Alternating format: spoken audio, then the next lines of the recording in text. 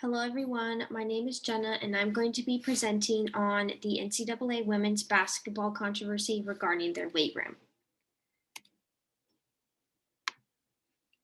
The National Collegiate Athletic Association, or the NCAA, is a nonprofit organization that regulates student athletes. Each spring, the NCAA hosts a women's and men's single elimination basketball tournament known as March Madness. This year, there are 64 Division I women's basketball teams playing, and there are 68 Division I men's teams. Due to COVID, the sports teams had to quarantine individually for 3 weeks in their set locations, men's being in Indianapolis and women's being in San Antonio. Based on conversations between coaches, staff members, and players, a large disparity was noticed between the men's and women's weight rooms.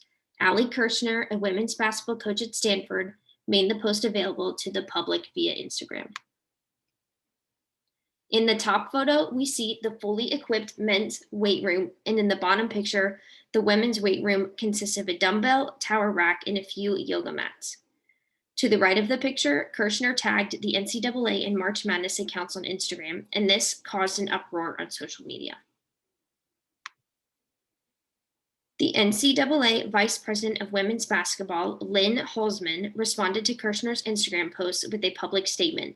She stated that the reason for the women players not receiving a weight room equal to the men's weight room was due to limited space, not money. Sedona Prince, a basketball player for the Oregon Ducks, shed light on this issue through her viral TikTok.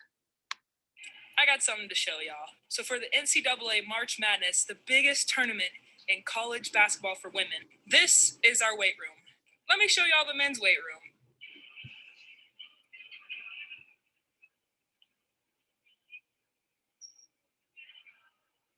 Now, when pictures of our weight room got released versus the men's, the NCAA came out with a statement saying that it wasn't money, it was space that was a problem. Let me show y'all something else. Here's our practice court, right? And then here's that weight room.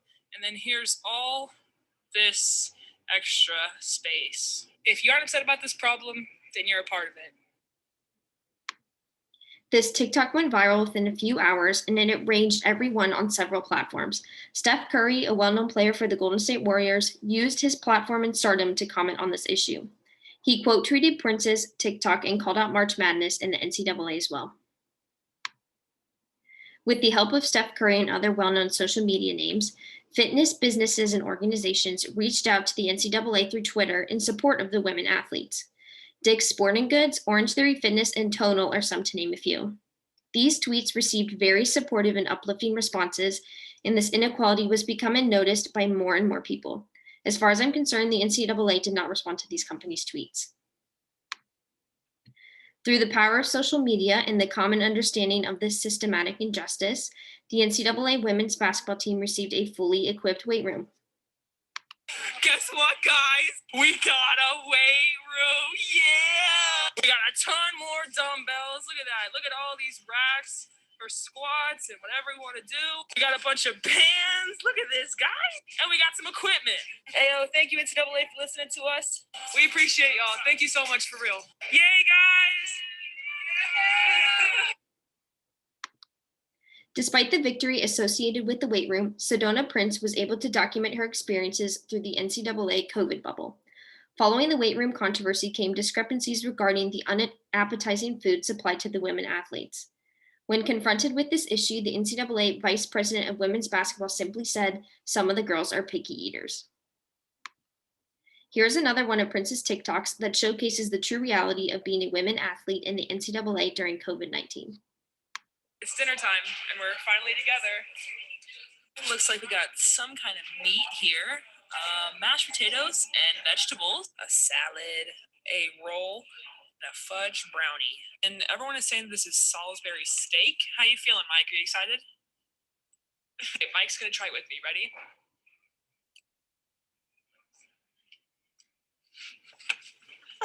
Now for the mashed potatoes. The veggies. Okay, who's like... Maddie! T Mike has moved on to the brownie. I think it killed Ari. I think the food killed her. It's so tasty. Sid, how you like it? I'm not crying. These are moist. Moist. Another example of the gap between female and male athletes in the NCAA was demonstrated by the players' swag bags. The women's bag is pictured on the right. Again, constant support from basketball viewers around the world was showcased on social media, and the NCAA was continuously being called out for these baffling differences. Ultimately, the women's basketball teams in the NCAA realize that they are not cared for by the organization that is supposed to support them, especially through the difficult time of being a college student athlete during a global pandemic. Women are constantly being compared to men, especially when they are in a sports career, and they experienced firsthand how they are not valued the same as their male counterparts. Based on this, the women had to result in an outcry for help to fix the injustice the NCAA had created and reinforced. When the women athletes are performing, they are giving it their all and they are still victim to clear discrepancies between women and men's sports teams.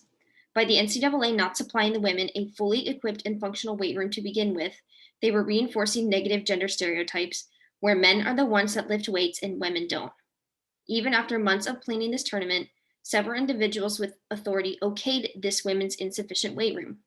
This shows how this is not only an issue related to college athletes, but is an issue within the system. Again, the NCAA is a nonprofit organization, and they clearly stated that the unusable weight room was due to a lack of space. After the women's student athletes increased game viewership and their graduation rate is at a high 93%, they are rewarded by receiving cheap treatment. One thing that stands true throughout this controversy is the power of social media. Based alone on the speedy process in the public's responses to this disparity, it can be seen that there's power in numbers. With the help of Prince's TikToks, a great conversation is being had about the endless gender gap in competitive sports as she documented it firsthand, and room for improvement is demonstrated by the NCAA failing their women athletes. Thank you for listening to my presentation. In the discussion below, I was hoping we could address these questions. Despite progress for student athletes continuing to grow, why do female athletes need more support? Why was the NCAA able to clearly violate a Title IX policy? And why does it take social media to demand equal rights for student athletes? Thank you. Have a great weekend, everyone.